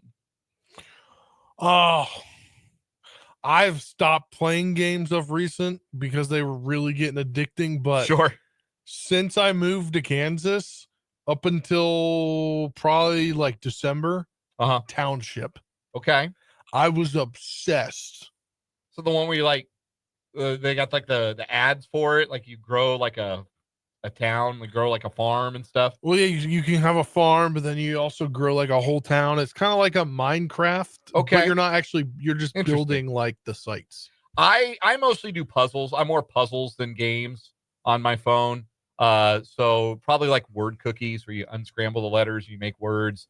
That would be very high on my list. And I do the Wordle and connections every day on New York Times. So those would be the answers for me. My random question is, what's your favorite, like, we don't have a lot of time, we're both busy, dinner? My answer to this is chicken nuggets in the air fryer. Sure. That's a great choice. Yeah. We do that a lot more because Asher really likes those.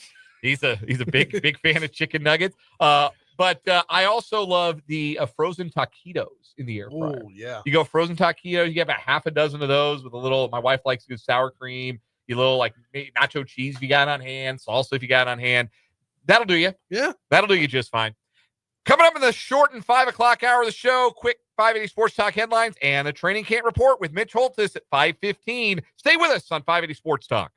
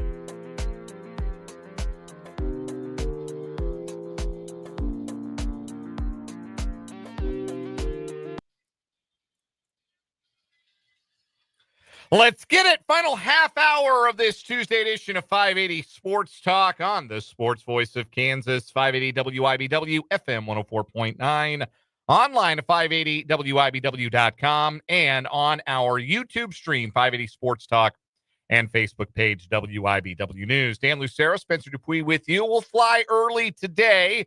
We're done at 5:30. We'll hand off to the Royals Baseball Network. Royals and Red Sox, game 2 of 3 tonight. Ryan Bergert makes his Royals debut, one of the 2 pitchers acquired from San Diego in the Freddie Fermin trade at the deadline.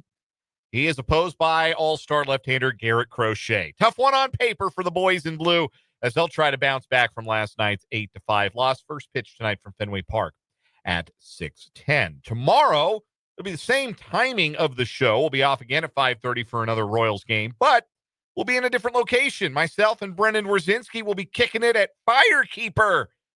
It's the Washburn Alumni Golf Tournament tomorrow. Your boy, dusting off the clubs, going to play with a station team in the 4-man scramble tomorrow up there at Firekeeper. I love doing this mostly because I get to play Firekeeper. It's a great course. We'll see if my game is worthy of the privilege. Typically, it is not.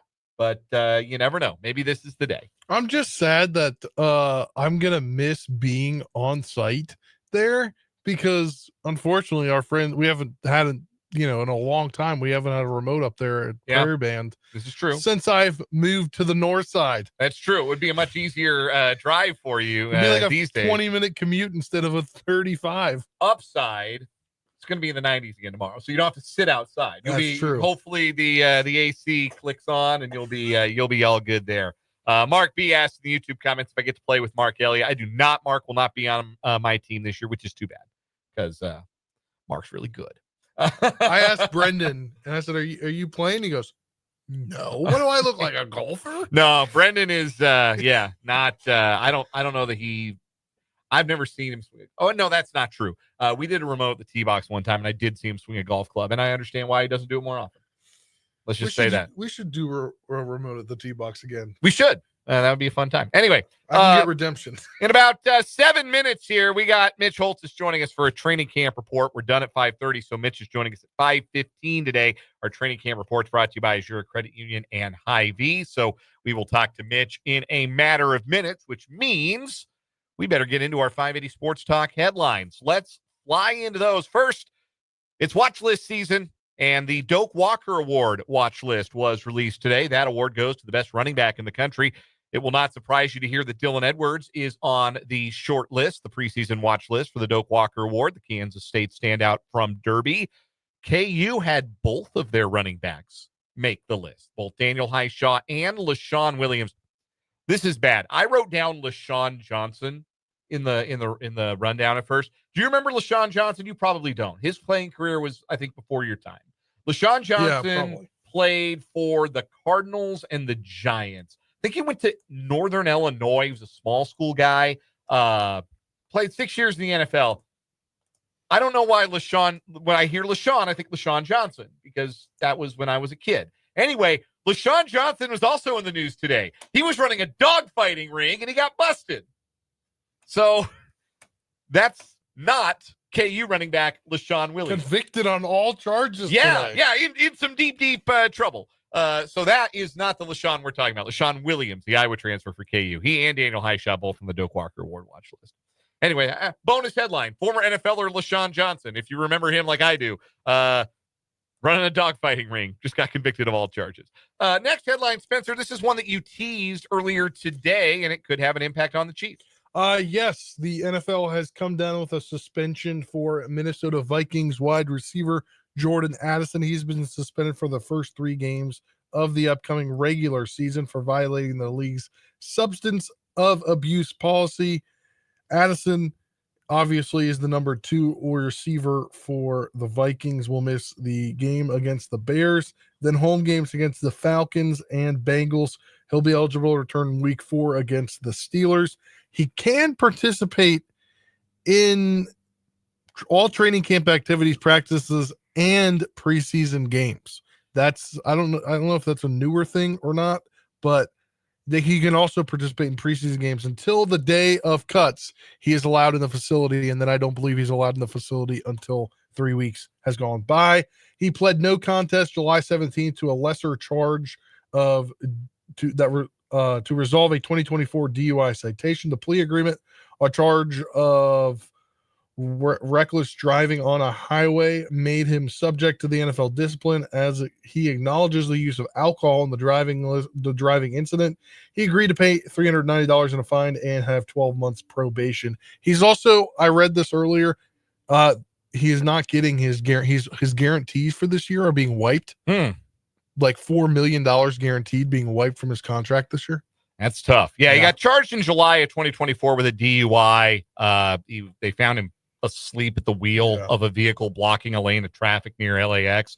It was a year after he was cited for driving 140 miles per hour on a Minnesota freeway. So you've got a pattern of behavior here. You also have the substance of abuse policy and not just the personal conduct policy coming into play here. But 3 games for Jordan Addison, I think that could be instructive as to what we can ultimately expect from a Rashee Rice suspension. I don't know in what direction either way I would expect Rice's suspension to be, because he was not charged with a DUI, so is not subject to substance of abuse policy punishment. Also, unlike Addison, did not have a prior driving offense that the NFL perhaps considered in the process. So 3 games for Jordan Addison. I'd be really surprised if it was more for Rashee Rice. I wouldn't be surprised if it was the same.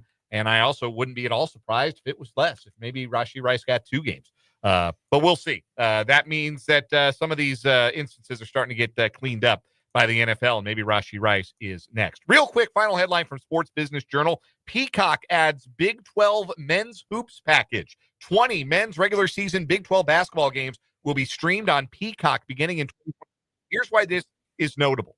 The Big 12 will now see its product broadcast by each of the 5 major networks in the college sports space. It'll be on Fox, ESPN, CBS, the CBS Sports Network agreement they have for some regular season basketball, TNT, you'll see some football on the Turner networks this year, and now NBC through Peacock. What that does before media rights expire and the new negotiations start when the contract expires in 2031, the idea is to show all of those partners, hey, you get a really good audience with Big 12 games because our fan bases are loyal and they will watch our content on your network. So I think it's a really fascinating play by Brett Yormark in the Big 12. I think it's real quick. I think it's also really awesome because it's another deal broken off of a deal. So we saw the stuff going to Turner from an ESPN deal. Mm-hmm. This is going to NBC/Peacock from the Fox Sports deal. Yeah. So it's pretty cool that these networks are working with each other to allow more broadcasts. Yes, and more because usually broadcast they're like, oh well, we get it, we're gonna get it. We're the people that we want it, and it's our entity, and it should be a better quality than the stuff that's been on the Plus too. Yeah, that is that for our 580 Sports Talk headlines. Mitch Holthus joins us next here on 580 Sports Talk.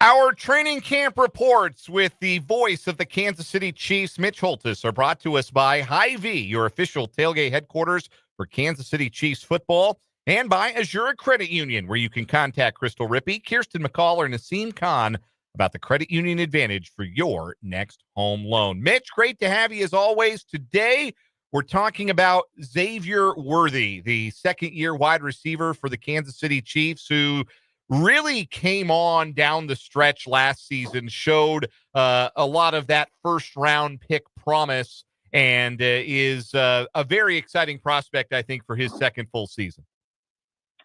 And there's more there than just the straight-ahead speed. It was, the most noteworthy thing of last year was he ran the fastest 40 at the combine, and you're thinking, all right, straight ahead, go deep, run wasp, track guy. Not that at all. It's a Fresno, California tough kid. He runs tough routes. He has learned to run better routes. He's learned to be more complete as a player, and he just kind of flourished last year. 38 of his 91 targets in the regular season were in the last 3 regular season games he played. Remember, he didn't play week 18 along with the rest of the starters, but he showed some just dexterity. And then in the playoffs, he had 21 targets in 3 games. So it tells you a little bit about what the Chiefs did, and with Mahomes gaining some confidence in him, that the dude's a football player. I know you hear that it's kind of a cliche or vernacular, but that's what he is. And right now, he just wishes he could play tonight. Oh, man, I'm ready. I can't wait. What have you learned about being in this offense, how comprehensive it is in being precise in route running and playing with Pat? Right, just understanding like the precision they want things and the way they want things direct and how they work. I kind of got accustomed to how they started working last year towards the end of the year, and now I'm ready. And attacking the back half of the field. What about attacking deep? We're going to be going deep this year. We're going deep. What about the return game if they throw you back there? Oh, man, that's something I wanted to do. Punt return is something that I kind of emphasized in college, so that's something I kind of want to get back to. Yeah, don't sleep on the punt return thing. Watch his punt return against BYU. His last year at UT, it's electric. But he has just continued to grow, and he's had an excellent start to this camp. So he's not just a deep threat. This guy's becoming a complete receiver, and then I left out the fact that he's so good on runs, either end arounds or flip passes or stuff that's highlighted in the Andy Reid offense. His 21-yard very first touchdown of his career, he stunned Baltimore with how fast he was in that end around. Xavier Worthy kind of had to grow up in a hurry, so to speak, last year. Hollywood Brown lost for an extended period on the first play of the preseason. Rashee Rice lost for the season in week 4. And that moved Xavier Worthy further up the depth chart than I think the Chiefs ever expected that he would be in his rookie season. How much did that maybe prove, I hesitate to use the term blessing in disguise because it involves other guys getting hurt. And I don't want to say that actually other guys getting hurt is good. But how much did that having to adjust to greater responsibility, I'll call it, in the offense benefit Xavier Worthy as he went along, and how much will it benefit him moving forward? It's very observant that you bring that up, because I think that is kind of lost in the shuffle of last season. And we all salivated seeing Hollywood Brown come down the hill with Rashee Rice and Xavier Worthy, thinking, oh my gosh, what could these three do when they're on the field together? And they've never been on the field together. Hollywood Brown gets hurt in the first preseason game. He returns, but by that time, Rashee Rice goes down with the ACL injury in the Charger game in week 4. They've never been together. So again, you see the saliva, or you feel it growing in your salivatory glands when you see these guys running around. And now all of a sudden, Brown's hurt again. You know that there's probably a suspension coming for Rice, and we're back to where we were.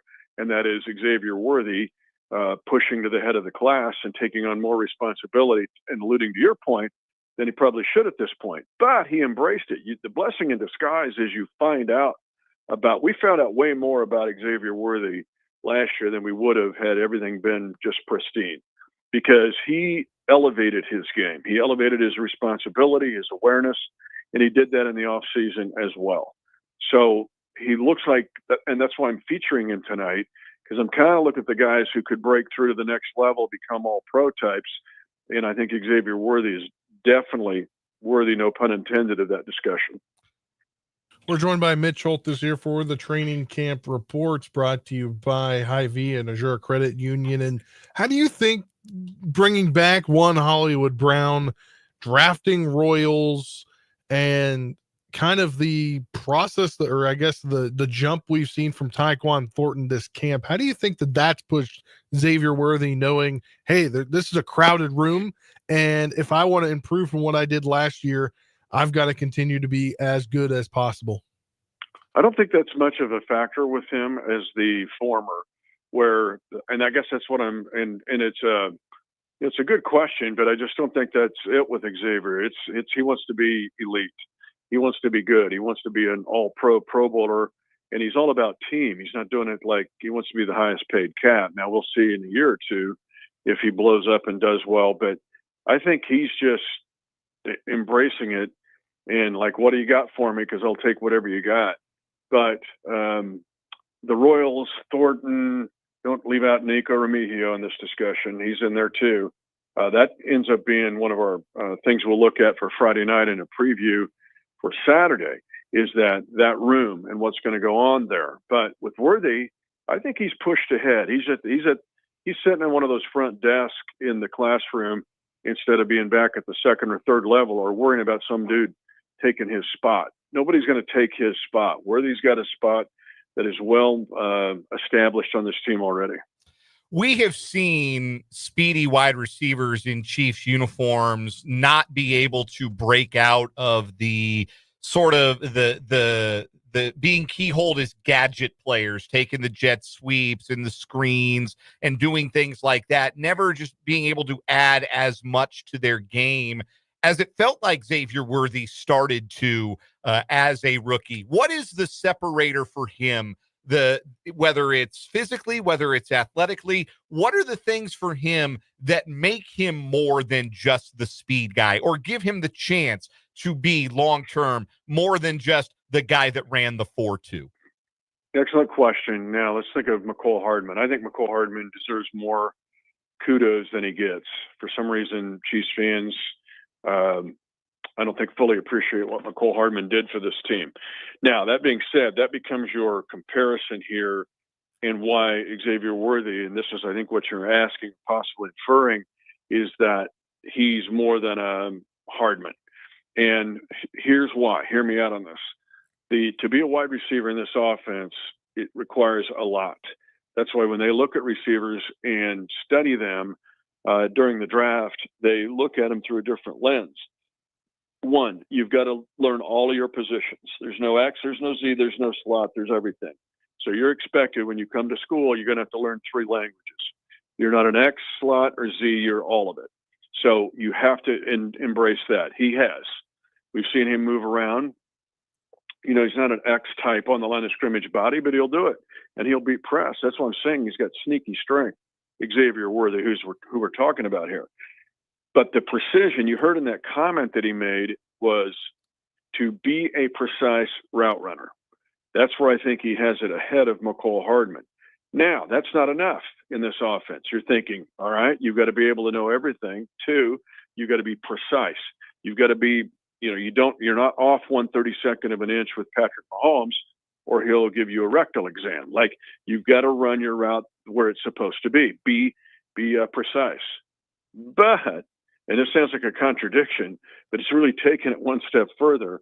When you play with Pat, the first piece of any play is being precise. The second one, you've got to be ready that could break down at any metapixel or fraction of a second. And now all of a sudden, you've got to become the scramble, really good receiver for Mahomes. So Worthy's tracking and all this stuff. That's why I'm saying, that's what I'm putting here. I'm putting him here on the 5th of August as a potential breakthrough player because, one, he is getting better as a route runner, not just a track guy, tough, precise, but he also learns to play, the play's broken down. Now all of a sudden I've got to go into the next mode. That's the touchdown in Super Bowl 59. People go, well, that's no big deal. You got blown out in that game. No, not to me, not in that play. The 54-yard touchdown against the Chargers is a design post route. Very precise, well ran, fast, gets behind the defense, Pat finds him, boom. But the touchdown in Super Bowl 59 was one where he had to scramble with Pat and find an open area and make a very tough catch. And so that's why I'm thinking Worthy's got a chance to be a potential breakout receiver. Mitch, we got about a minute here, but I want to expand on this thought real quick as we wrap up with the voice of the Chiefs, Mitch Holthus.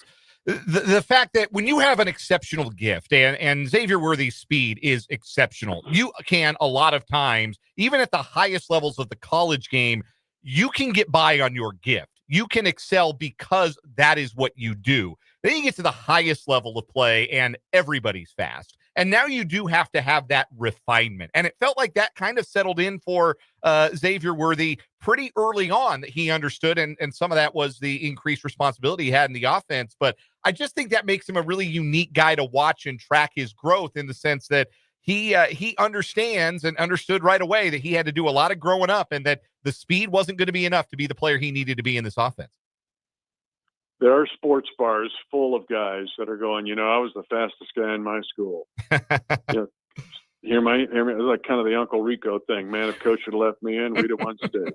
Like, okay, you were super fast. Then what happened? Well, I didn't do anything with it, right? So that's the NFL. That gives you a simplistic answer or analogy. But yes, that's why I'm fired up about Worthy. There's more here than meets the eye, and I saw it last year.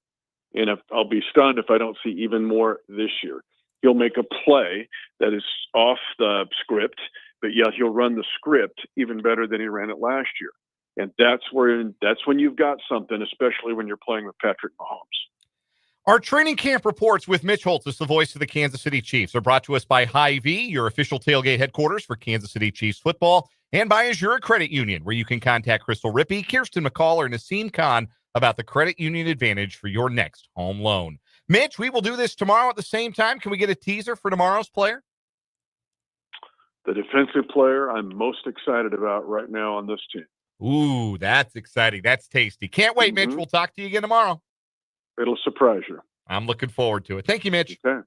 That is Mitch Holthus, and that is 580 Sports Talk for this Tuesday. We got to get out for Royals baseball, Game 2 between the Royals and the Red Sox at Fenway Park. First pitch at 6:10. Pregame coverage coming up in just a matter of minutes, and really seconds. Tomorrow, we're live from Firekeeper Golf Course, the Washburn Alumni Golf Tournament. Myself and Brendan Dworzinski will be on site. Looking forward to being with you tomorrow from 3 until 5:30. Until then, for Spencer Dupuis, I'm Dan Lucero, and this was 580 Sports Talk. Good night.